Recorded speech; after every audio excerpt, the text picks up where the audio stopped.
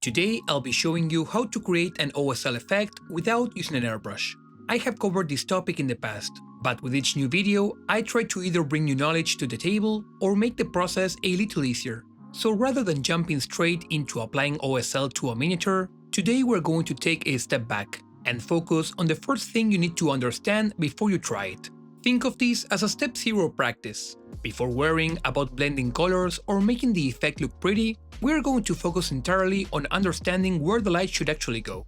And for that, I am jumping straight into white over my black primer. By using only black and white to start with, I can clearly map out the areas where the light would hit the model, and create as much contrast as possible between light and shadow. To know where those areas should be, we first have to look at the model from the point of view of the light source. This is because light doesn't wrap around objects, which means only one side of some objects will receive light, while the other will remain in shadow. The side of the lamp pole that is facing the lamp, the fingers but not the downward facing part of the gloves, the side of the bells that are facing the lamp, and so on. For any areas where you might have doubts, some rough highlights will do, as long as you can see them when looking from the point of view of the light source. That is the case with the clothing of the model, for example. In the end, one side should be completely obscured, while the other will show your initial, very rough light map. Moving on, it's time to add some color. This selection of red, purple, and blue is done specifically for the purposes of learning.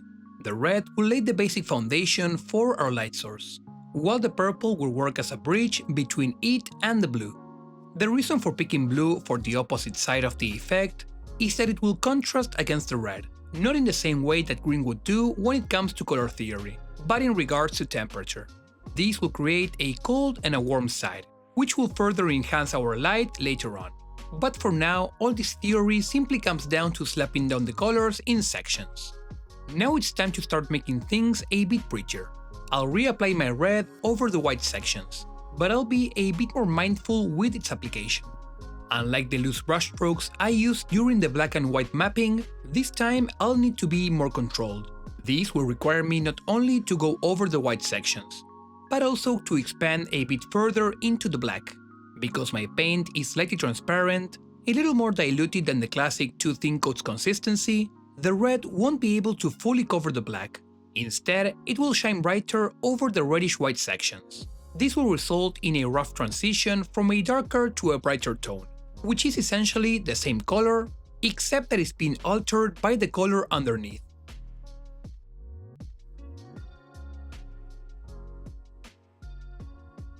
Okay, so now is where things get tricky, and where most people make the same mistake. It is time to introduce the orange. However, light diminishes with distance, which means that, for example, it won't hit the hand that's right next to the lamp with the same intensity as the hat that's further away. Since light also travels in all directions, I like to establish an imaginary circle or bubble, which tells me how far my orange should extend. And within that area, we want to add smaller highlights within the intense red areas we painted before. We can also add edge highlights to the sharp edges or both.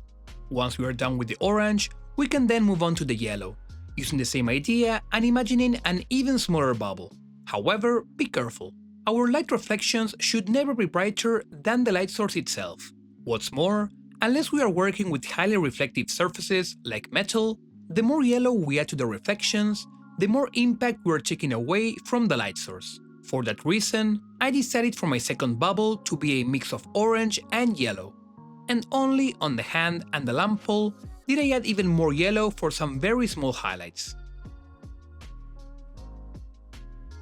When analyzing this practice, you can see, for example, how the bells are dark on one side, while the other is highlighted according to its proximity to the light source. By setting this dark ambience, forgetting about other colors and only focusing on the red to yellow transition, we can give our full attention to making sure we are maintaining our highlights within the light source point of view, and where each different tone should be placed, or rather how far each bubble should go. All in all, making this a fast and enriching practice. However, I decided to improve it a little so it would sit better on my shelf. For that, I am applying a heavily diluted wash of black and purple, which will mostly darken my recesses where my brush might have slipped, and where I should have instead had a very strong shadow. This wash will darken all my reflections slightly, but my light map will still show clearly enough for me to rebuild upon. And just like at the start, a layer of diluted red created a two-color transition between the light and dark base tones, you can imagine how much richer it will turn out now that it is interacting with black, red, orange and yellow. What's also important about the second pass, and the fact that it is indeed more detailed than the rough sketch we started with, is that at some point we have to practice that sort of detailed focus work. The first stage, which was rough and free, is great for practicing where to place your highlights, and making sure we are following the rules we talked about earlier, that make a convincing OSL effect. But taking that rough sketch and actually perfecting it requires something more than simply doing the same thing over and over again. At some point, you have to sit down and take the time to push a piece as far as you can. And that is where I think a lot of the real learning happens. The rough exercises teach you how to make decisions quickly, but taking one of them further teaches you how to refine those decisions, recognize what isn't working, and figure out how to fix it. You don't have to do that with every miniature you paint, but every once in a while, taking a model beyond the point where it's simply good enough is what allows you to discover new limits to your skills. And that is ultimately what I'm trying to get out of these projects. Not just another painted miniature, but another opportunity to learn something I can take with me into the next one. So if you're still struggling with OSL, don't feel like you have to jump straight into painting the perfect effect. Take a step back, map out the lights, and practice understanding where it should go, before worrying about making it look pretty. Hopefully, this exercise gives you a simpler way to approach OSL, and more importantly, something you can practice before putting it onto a model you are really invested in.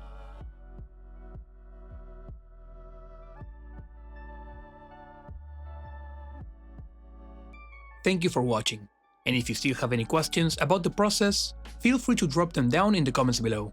I will see you in the next one.